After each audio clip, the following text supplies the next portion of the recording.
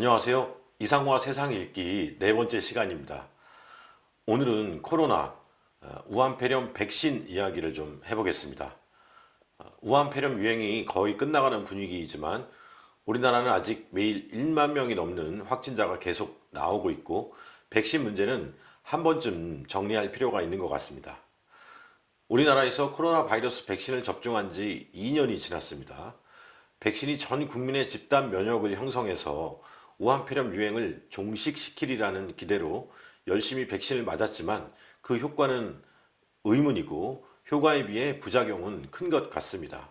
국민들도 이를 직감적으로 알게 돼서인지 코로나 백신 접종률은 오히려 떨어지고 있습니다. 백신을 얼마나 맞았을까요? 질병관리청에 따르면 인구 대비 코로나 백신 접종률은 지난 1, 2차 접종 때 87%가 넘었지만 3차 접종이 65.6%, 4차 접종이 14.7%에 불과해 크게 낮아졌습니다. 접종 횟수로는 어떨까요? 지난 2021년 2월 26일부터 올해 2월 25일까지 1억 3,554만 2,622건 접종했습니다. 코로나 백신의 항체 형성 지속 시간이 채 석 달 정도밖에 되지 않다 보니 한 사람이 여러 차례 접종해서 1억 3,500만 회가 넘었습니다. 그럼에도 우한폐렴에 감염된 사람은 3천만 명이 넘어서 전체 국민의 60%에 달합니다.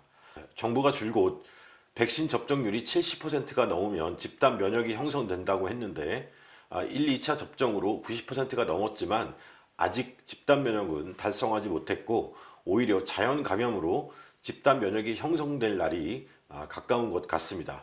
이것만 봐도 코로나 백신의 효과에는 의문을 가질만 합니다. 저희 어머니도 2차례 백신을 맞았지만 나중에 코로나 바이러스에 감염이 됐습니다. 반면 효과에 비해 부작용 피해는 적지 않습니다. 질병관리청에 신고된 코로나 백신 이상 반응은 총 48만 2,843건입니다. 총 접종 횟수 1억 3,500만 여회에 비하면 0.356%로 얼마 안 돼 보이긴 합니다. 백신 접종 1000건당 서너 건 정도 수준입니다. 한 사람이 여러 차례 맞은 걸 감안하면 전 국민의 90%가 접종을 했다고 쳤을 때 접종자 4천만 명 중에 1.2%가 부작용을 경험했습니다.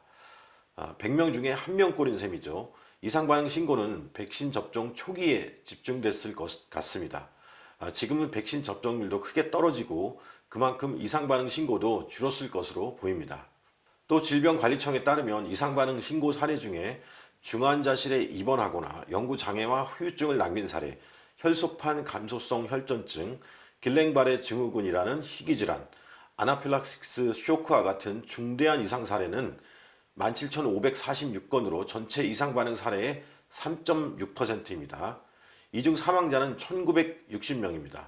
2,000명 가까이 코로나 백신을 맞고 목숨을 잃은 건데 해마다 기존의 다른 모든 백신의 부작용 사망자가 한두 명 나올까 말까 한 수준과 비교하면 엄청난 숫자입니다. 몇몇 언론에서는 2,000명이 넘는다고 보도했었는데 질병관리청에 정식으로 보고된 사망자가 1960명이라는 거겠죠. 물론 당국에서 백신과의 인과성을 최종 인정한 사례는 매우 드뭅니다. 하지만 대부분 백신을 맞고 일주일 안에 이러한 중대한 이상 반응을 경험하거나 사망한 사례여서 상식적으로 생각하면 백신 부작용 때문이라고 유추할 수밖에 없습니다. 코로나 백신의 부작용을 경험한 사람은 제 가까운 주변에서도 만날 수 있었습니다. 온몸에 붉은 반점이 생겨서 응급실을 들락날락하고 후유증으로 크게 고생했다는 분, 대리운전을 하시는데 백신 맞고 다리를 절게 되었다는 분도 있었습니다. 유명인들의 부작용 사례도 종종 보도가 됐었죠. 악동클럽의 이태근 씨는 2년 전에 코로나 백신 부작용으로 뇌에 지주막하 출혈을 일으켜서 지금까지 숨만 쉬면서 아직도 사경을 헤매고 있다는 소식입니다. 이러한 사례들을 두고 질병관리청은 기존 사례가 없어서 백신과의 인과관계를 인정할 수 없다는 입장인데요. 코로나 백신이 새로 나온 신물질이다 보니 기존 사례가 없다는 건 당연한 말이겠죠.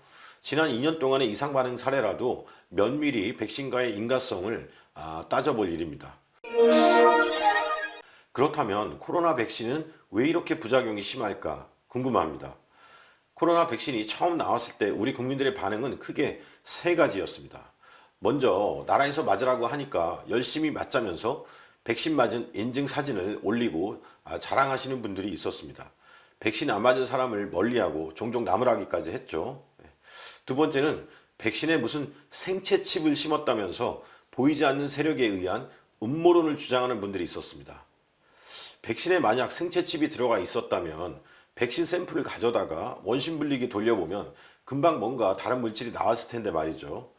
이러한 근거를 제시하기보다는 음모론에 기대해 백신 접종을 꺼리는 분들이 또 있었습니다. 세 번째 부류 또한 같은 음모론이긴 한데 방향이 좀 달랐습니다. 백신 판매로 큰 수익을 얻으려는 제약회사의 음모라는 주장입니다. 지난 2009년 신종플루가 크게 유행하고서 치료제 타미플루를 개발한 로슈라는 제약회사가 결과적으로 큰 이익을 얻기는 했지만 이건 결과일 뿐 음모론의 근거로 보기에는 타당하지 않은 것 같습니다. 저는 처음부터 코로나 백신을 맞지 않았습니다. 예약을 하고 대기 시간이 긴 것도 문제였지만 새로운 바이러스가 유행을 하고 1년 만에 백신이 나왔다는 게 영 의심스러웠기 때문입니다. 어르신들한테는 우한폐렴이 치명적일 수 있다고 해서 긴가민가 하면서 어머니를 2차례 맞게 해드렸지만 나중에 효과에도 의문이 생기면서 이후부터는 어머니도 맞지 않게 했습니다. 백신을 포함한 신약을 개발하는데 짧아도 7년, 보통 10년 이상 걸린다고 합니다. 동물 실험을 거치고 3차, 4차에 걸친 임상시험을 하는데 많은 비용과 시간이 소요됩니다. 오리지널 신약의 특허를 20년에서 25년까지 인정하는 이유이기도 합니다. 그런데 코로나 백신은 1년 만에 나왔다고 하니 기적에 가까운 신약인 셈이죠. 그만큼 효과나 부작용에 대한 안전성은 검증이 제대로 안 됐다고 볼 수밖에 없습니다. 질병을 예방하기 위한 백신은 질병에 걸리고 나서 먹는 치료제보다 더 개발이 어려울 수 있습니다. 백신은 세균이나 바이러스의 단백질 성분을 추출해서 사람에게 주사합니다. 몸 안에서 그 질병이 발병하지 않는 수준에서 적절한 면역력을 갖게 하는 것이죠. 몸에 들어온 세균이나 바이러스를 직접 공격하거나 우리 몸 안에 있는 다른 세포들이 또 공격을 잘할 수 있게 돕는 치료제와는 다릅니다. 또 백신은 부작용 없이 오랜 기간 면역력을 지속시켜야 한다는 점에서 치료제보다 더 어려울 수 있습니다. 그런 점에서 코로나 바이러스와 같은 RNA 바이러스로 분류되는 에이즈 바이러스 백신이 나왔다는 소식 들어보셨나요? 저는 아직 들어보지 못했습니다. 치료제는 몇 가지가 나와 있지만 백신은 아직도 요원합니다. 바이러스는 크게 DNA 바이러스와 RNA 바이러스로 분류합니다. DNA 바이러스는 자신이 유전자 정보를 직접 가지고 있어서 숙주의 몸 안에서 자기 증식을 보다 수월하게 할 수 있지만 RNA 바이러스는 자기 유전자가 없어서 숙주 세포의 DNA를 활용해 자기 복제를 합니다. 그 과정에서 많은 변이를 일으킨다고 알려져 있죠. 그래서 코로나 바이러스가 오미크론 어쩌고 하면서 지금도 수없이 많은 변종이 나오고 있는 것이고요. 그만큼 딱 들어맞는 치료제나 백신을 만들기도 어려울 것입니다. 에이즈 바이러스는 지난 1980년에 처음 발견했지만 40여 년이 지난 지금도 아직 백신을 개발하지 못하고 있습니다. 만약 에이즈 바이러스 예방 백신이 나왔다면 동성 연애는 지금보다 훨씬 더 횡행했을 것입니다. 또 코로나 백신은 우리가 익히 알고 있는 소아마비나 디프테리아, 파상풍, 간염 백신과는 전혀 다른 새로운 방식의 백신입니다. 기존의 백신들은 세균이나 바이러스의 단백질 성분을 추출해서 만든다고 했습니다. 이번에 코로나 백신은 이 방식이 아니라 메신저 RNA를 이용한 백신입니다. 바이러스의 메신저 RNA가 사람 세포질 안에 침투해서 DNA 유전 정보를 전달하는 방식입니다. 이제는 온 국민이 귀에 못이 박히게 들은 제약회사 파이자나 모더나가 개발한 백신이 이 방식입니다. 전혀 새로운 방식으로 만든 백신인 만큼 임상시험이나 부작용에 대한 검증도 더 필요했을 거라고 봅니다. 코로나 백신은 기존의 독감 백신과 비교해 보아도 부작용이 매우 치명적이라는 것을 알 수 있습니다. 독감 백신 부작용에 의한 사망 사례는 2015년에 3건, 2016년에 0건, 2017년부터 2019년까지는 각각 2건씩입니다. 2020년에는 백신 제조 과정의 문제로 28건 발생하긴 했습니다만 반면에 코로나 백신은 앞서 말씀드린 바와 같이 지난 2년 동안 무려 1960명이 부작용으로 사망했습니다. 비교하기 어려운 수치죠. 한 가지 또 이상한 점은 코로나 사망자를 집계할 때와 코로나 백신 부작용에 의한 사망자를 집계하는 방식이 다르다는 것입니다. 코로나 사망자는 기존에 기저질환이 있어도 코로나 검사 결과 양성이라면 코로나 사망자로 분류해서 그동안 우리나라에서 34,121명에 달하는 데 반해 코로나 백신 부작용 사망자는 대부분 기저질환 때문에 사망했다고 하면서 그 인과성을 인정하고 있지 않습니다. 당국의 이중잣대가 아닐 수 없습니다. 최근에 나온 소식은 이를 더욱 의심하게 하고 있습니다.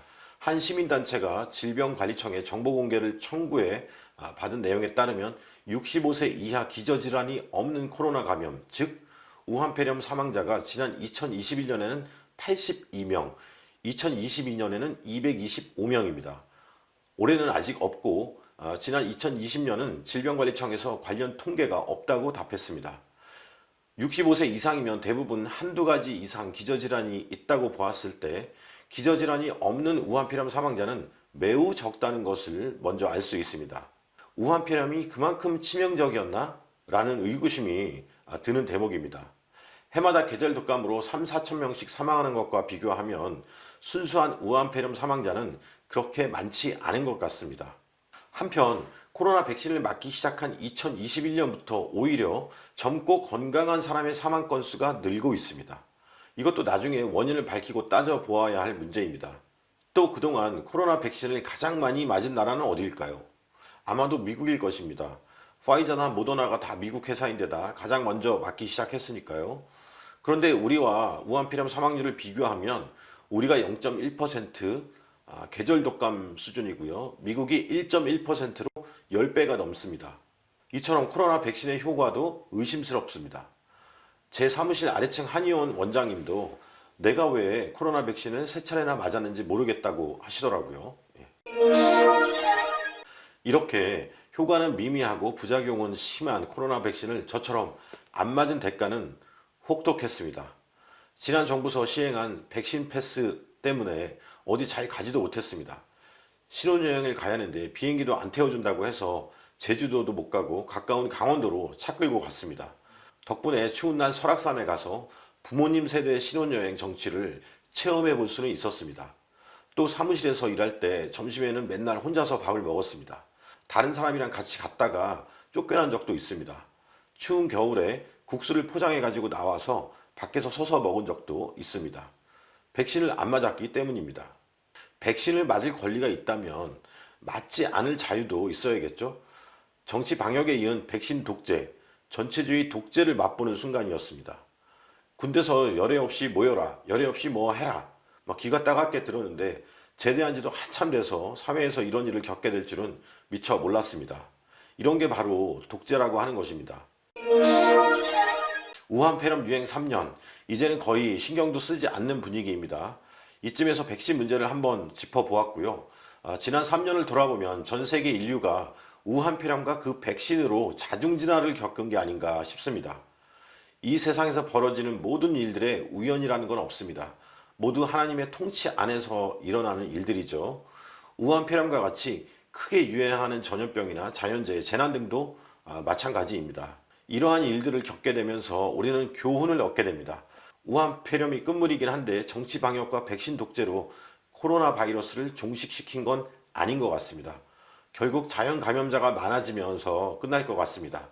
빠른 시간에 백신을 개발한 인간의 능력이 대단한 것 같아 보이지만 결국 별거 아니란 게 드러났습니다. 이번 일을 겪으면서 우리가 진정 소중하게 생각하고 돌아봐야 할 것은 무엇인지 고민해 보면 좋겠습니다. 오늘은 여기까지 말씀드리겠습니다. 시청해 주셔서 고맙습니다.